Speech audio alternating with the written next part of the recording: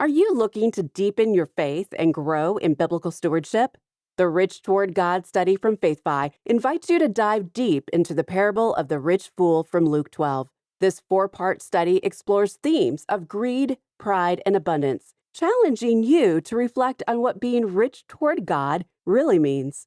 Join us in this transformative journey through God's Word and discover how a life rich in faith can lead to lasting joy and fulfillment.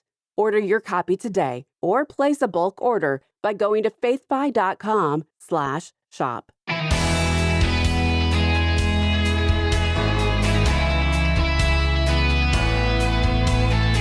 Give me neither poverty nor riches, but give me only my daily bread. Proverbs 30, verse 8. Hi, I'm Rob West. It seems like every generation has struggled to learn contentment, and ours is certainly no different. But God's Word has some great instruction for us on this tough topic. Brian Holtz helps us to work through it today, and then it's on to your calls at 800-525-7000. This is Faith and Finance, biblical wisdom for your financial journey. Well, our guest is Brian Holtz, CEO of Compass Financial Ministry and author of Financial Discipleship for Families. Brian, great to have you back with us. Thanks for having me, Rob. Brian, contentment is one of those elusive topics for many reasons, but I like the idea that we have to learn how to be content. Wouldn't you agree that it's a challenging topic? Yeah, it certainly is a tough one, Rob, but it's also one of my favorites, and it's actually going to be the focus of Compass's upcoming Your Money Counts conference next month. Oh, that sounds great. Well, we certainly won't get as deep today as you will in February, but let's start with the basics. What do we mean when we say content? Yeah, in Philippians 4:12, the Apostle Paul says, I know what it is to be in need, and I know what it is to have plenty. I have learned the secret of being content in any and every situation, whether well-fed or hungry, whether living in plenty or in want. So I believe Paul is describing contentment as a state of being satisfied with enough rather than desiring more or even desiring less. I think that's well said, and it seems simple enough on the surface, but as you and I both know, it's not that simple. So unpack it a bit more for us. Yeah, like most heart issues, it really isn't as simple as it sounds. You know, I was confronted by this a few months ago when a speaker at a conference asked a couple of simple but very revealing questions. First, he simply asked us all to raise our hands if we felt like we had enough. Not of anything in particular, just in general. And as you'd expect from a group of faithful Christians, almost everyone raised their hands, recognizing that God had been abundantly generous. But then he asked the second question. He said, who would like more? And I had to raise my hand. It cut straight to the heart. I know that I have enough. I know God has been generous and has given me exactly what I need, but I still want more. It immediately reminded me of the verse you opened with, Rob, Proverbs 30, verse 8. Give me neither poverty nor riches, but give me only my daily bread. And the truth is, I struggle to pray that prayer because I want more than what I need for today. I'll always like an advance on tomorrow's portion as well. Yeah, no doubt about that. And I suspect our listeners are resonating with that idea. It's pretty common. So what can we take away from the Apostle Paul, and what can we do to learn to be more content? I think the answer isn't explicitly stated, but I think it's in there in Paul's guidance throughout Philippians 4.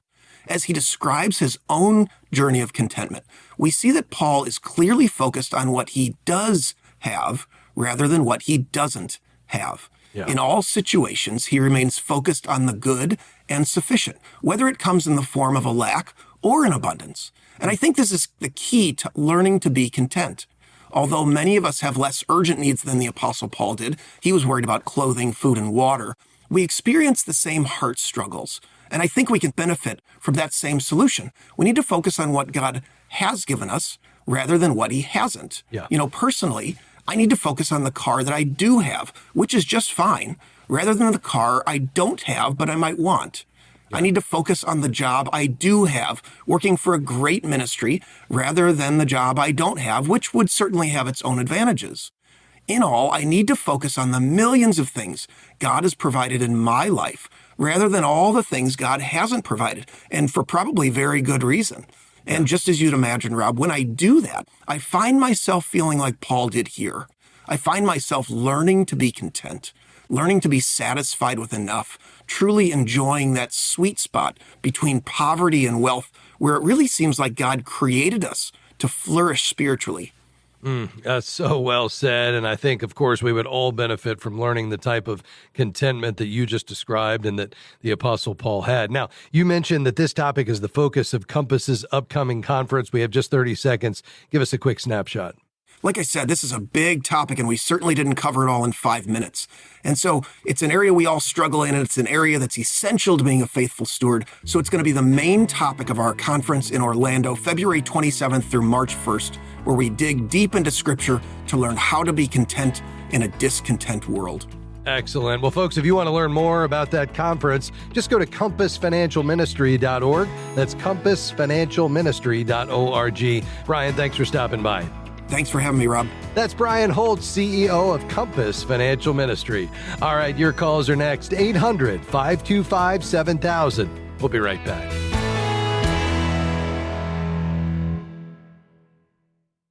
We're grateful for support from Guidestone, whose diversified suite of investment solutions align with Christian values to create positive change in the world. More information is available at guidestonefunds.com/faith. Investing involves risk, including potential loss of principal. Carefully consider the investment objectives, risks, charges, and expenses of Guidestone funds before investing. They're distributed by Foresight Funds Distributors, LLC, which is not an advisory affiliate, a registered investment advisor, nor do they provide investment advice. You're young. You don't go to the doctor that often, yet health insurance is still so expensive. If your health insurance costs too much, maybe you should switch to an affordable alternative. Take charge of your healthcare with Christian Healthcare Ministries. CHM offers programs starting under $100 per month. Check off the affordable box on your list and get back to what you really love, running your business or caring for your kids, and have peace of mind while doing it. Visit chministries.org/faithfi to enroll today. Thanks for joining us today on Faith and Finance. In just a moment, we're going to begin taking your calls and questions. So this is a great time to call. That number, 800-525-7000. We've got some lines open, perhaps one just for you at 800-525-7000. Let's go to Munster, Indiana. Hi, Dan. Go ahead. Hey, Rob. Thanks for taking my call here. So here's my question is basically I'm over 60. I'm close to retirement, maybe 2 years away. I'd like to move to a different area near the grandkids. And I'm looking to maybe buy a house before I retire, so before I actually sell my primary residence. And I'm looking at some of my other assets that maybe I could use instead of taking out a mortgage. It's the simplest way to just, sell this house, buy another house, comparable value. But I have a rental property. Everything's paid off. There's no debt or anything on any of it. And of course, I got a Roth. I have IRAs. I've got an HSA. My wife has some whole life insurance that we could borrow against. She's got an annuity that's not been annuitized yet or anything. And I'm just wondering if I'm missing something. I'd like to avoid either borrowing at all or reducing the amount that I would be borrowing at, 6-7%. We do have really good credit, get over 800 credit score. So I'm just wondering if given those assets, is there ways to take advantage of them? Like I thought I could borrow against the rental property. At least that interest is deductible, easily deductible, I guess, because it's a income-producing asset. But then it's like I'll probably be paying a higher rate, and I don't know if I could pull enough out of it anyways to just buy the new house. So anyways, I'm picking your brain a bit. Yeah, no worries. I like the way you're thinking here because you want to get creative and honor this idea of remaining debt-free, which I'm totally on board with. All right, so you said, I heard a few assets. So you've got an existing rental property right now that you own free and clear. Is that right? Yes, that's correct. And then beyond that, I heard you say you have a whole life policy. How much cash value have you built up in that? About $40,000 I could borrow without any problems. All right. It is paid up. Yep. And then beyond that, you have retirement accounts. What do you have, invested in there? About 800. Okay. And that's some of that's Roth, small amounts in Roth, really maybe 200 in Roth, the rest in SEP IRAs or traditional IRAs. Yeah. Okay. And then what other assets that are liquid or semi-liquid? Well, there's an annuity my wife has, and then And is that a pre-tax savings. qualified annuity? No. I mean, it's just a regular. I mean, it would be tax. It would be almost. She bought it like years and years ago. Almost every bit of it would be taxable if we pulled it out because it's almost all gains. And then I have savings, maybe $100,000 in just in my brokerage account. Yeah. Okay. And then what are you looking to spend on this next property? Maybe I started off looking at like $100,000 houses, thinking this be pretty easy. I could kind of just write a check for that. Yeah. But I don't think I have the time or energy to buy that great of a house and rehab it. So maybe $300,000, $320,000, something like that. Yeah. It's probably comparable to what my existing home is. Yeah. Okay. And then are you itemizing currently on your taxes? No. Okay. So you're taking the standard deduction.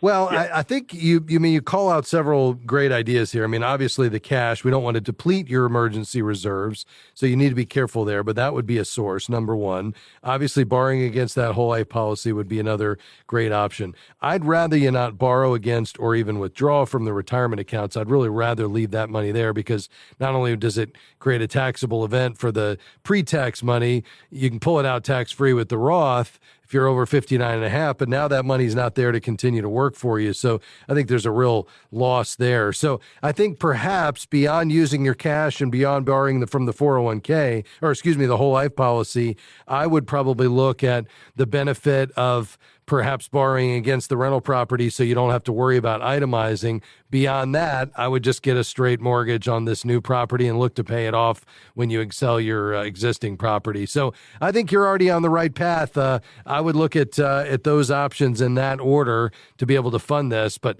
I think you've got some great ideas here. Dan, we appreciate your call. Thanks for listening to the program. Let's go to Sanibel Island, Florida. Julia, how can I help? Hi, I was calling because I live at home. So I'm 24, I live at home, and I am close to paying off all my student debt, which I'm so excited about. That's great. Yeah, congratulations. Now I'm thank you. Yeah, I'm in the process of transitioning from real adulthood. So going about budgeting and hopefully investing. I've never really done that. And I guess kind of saving for a home or getting ready for rent. Also, what's your opinion on that too, renting versus, owning a home at, the younger age and just in the economy. So I guess I'm just a little anxious to go into the real world. And I'm curious to what you think about, a younger person that doesn't have a ton of net worth or whatever, just going about that. So, and, honoring the Lord with all of that. For sure. Well, listen, number one, I appreciate your call. Number two, it sounds like you're doing a fabulous job kind of right out of the gate here, in adulthood with finances. I mean, starting with this idea that you're almost debt free. So clearly, your parents have afforded you this opportunity to live at home, which sounds like you've leveraged to take the resources you have and prioritize shoring up your financial foundation, starting with paying off your school debt, which is amazing. And that tells me something just about your discipline and your priorities. And now here you are calling saying, okay, what's next? How do I honor the Lord with his money? And that's key. And how do I go about saving for the future, even potentially buying a house at some point? And those are the right questions, Julia. That tells me you're taking serious this role you have as a steward of God's resources. And so I think the next opportunity is just to start soaking in kind of a biblical worldview of money management. I don't think you need to be in a rush to buy a house, especially with the affordability being so challenging right now with high interest rates and houses at the peak, of their, price points, just given what's going on in the housing market. I'm not saying we're in for a crash in any respects, but I do think over the next couple of years, housing prices will level off. We will see incomes continue to rise, and we will see interest rates come down, which will be helpful to you. So I think you want to maximize this opportunity while you're with mom and dad, looking with an eye toward, based on how you're communicating with them and what timeline they may have given you, an eye toward getting out on your own, but probably saving as much as you can. And I think perhaps your first place is not a purchase unless you can find something and save enough to put a 20% down payment. But if you can't, then I would say just continue to keep your lifestyle at a minimum and save as much as you can. And then if you get a job that offers you a retirement plan, great. Let's start somewhere, at least beginning with the match. If not, I would say starting to put a little money systematically into a Roth IRA, even a couple of $100 a month, if you could swing it, would be amazing, because at your age, with the next, 40 years for this money to compound, you could easily be well over $1 million just by putting in a modest amount each year and letting it compound for that period of time. So hopefully that's giving you some things to think about. I'm going to send you a resource that I think you're going to love. It's called Open Hands Finance, and it's going to help you understand God's way of handling money, but even give you some practical exercises to begin to work it out. So you stay on the line. We'll get Open Hands Finance in your hands, and call me back and let me know what you think. We've got some lines open. We're taking your calls and questions on anything financial. Whatever's going on in your financial life, will help you think about it in light of biblical wisdom and make a practical decision to move forward. The number 800-525-7000. We'll be back with much more just around the corner. Stick around.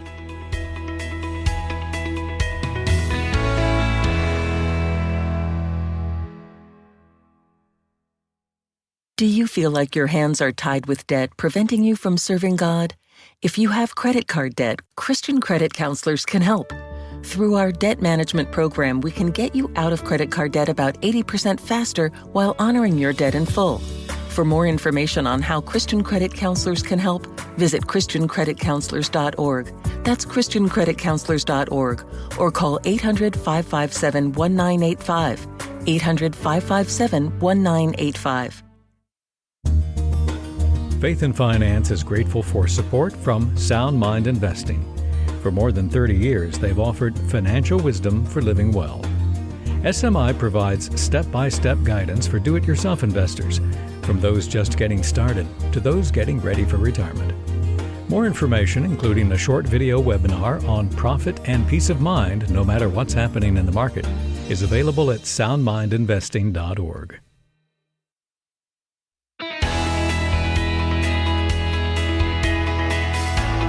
Thanks for joining us today on Faith and Finance. I'm Rob West. We've got a few lines open today, taking your calls and questions. 800-525-7000. That's 800-525-7000. All right, let's head back to the phones. Concord, North Carolina. Hi, Edward. Go ahead. Hi. Surprised to actually be on your show. But my question was, I was investing a few years back. A lot of the private sector became available for individual investors. And so I was doing my thing with biotech, and I went with a company. But since then, I've kind of lost contact. In the beginning, I wasn't tracking it because it was an early stage.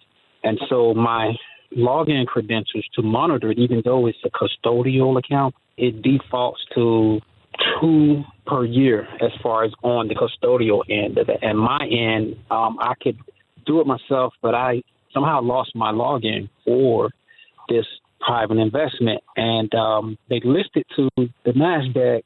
And so I was trying to figure out what would be the most appropriate way to kind of view this, or should I just get a lawyer and let them do the work?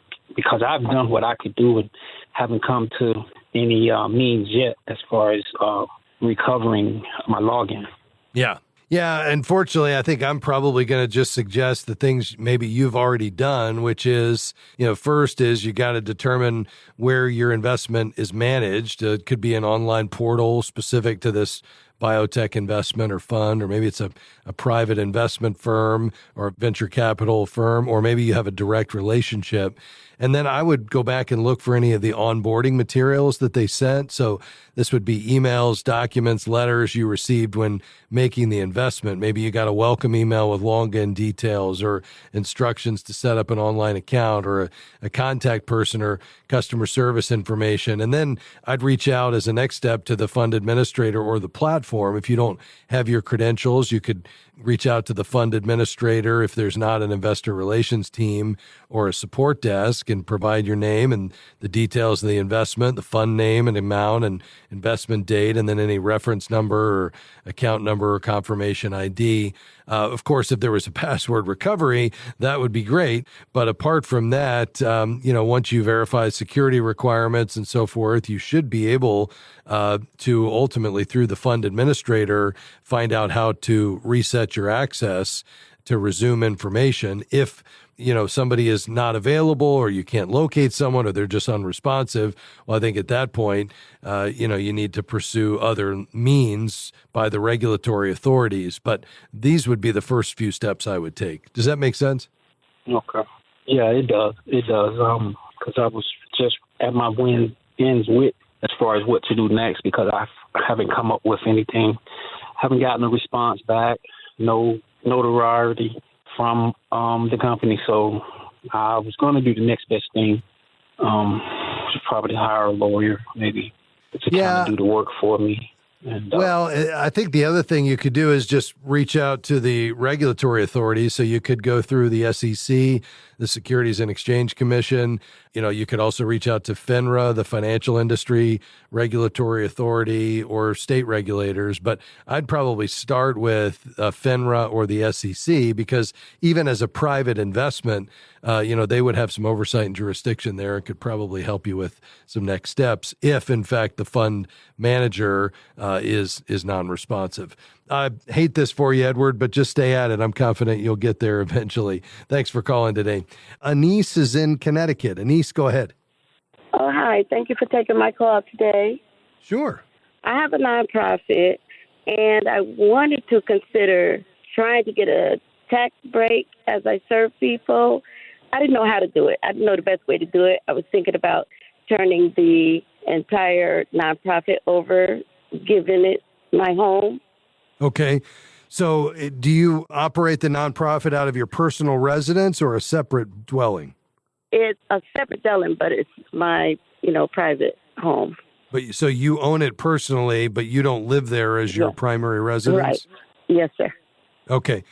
You're definitely going to want to get with a professional, a CPA, to help you think through all this, and probably an attorney as well. But just generally speaking, if you have a qualified 501c3 organization, you possibly can claim a charitable deduction on your personal income taxes for the fair market value of the building, assuming it's used exclusively for charitable purposes by the nonprofit. Now, there'd be limitations on that. And you could also perhaps, by gifting it to the nonprofit, you could avoid paying capital gains on it. And you would essentially have to transfer this property to the nonprofit through a formal property transfer that would involve a deed. You'd have to make sure there's no liens or encumbrances on it. And then once it's owned by the nonprofit, then it could qualify for a property tax exemption, possibly, depending on your state's laws. And that could potentially create more for, money available for the nonprofit's purposes. You'd probably have to get a valuation or an appraisal of the property. And there's some steps here that you'd have to go through to make sure, again, you're a 501c3 and get the appraisal and then the deed transfer, and then notify the IRS of the gift of the property to the nonprofit, and then apply for that property tax exemption. So I would get with your CPA first, and then perhaps an attorney who could help you put all these pieces in place. But I think there is a pretty good possibility that you could, in fact, turn this over to the nonprofit as a gift, receive some benefit for that. And again, as long as this is going to be used for exclusively for the charitable purposes of the nonprofit, this could be a really great opportunity for both you and the nonprofit.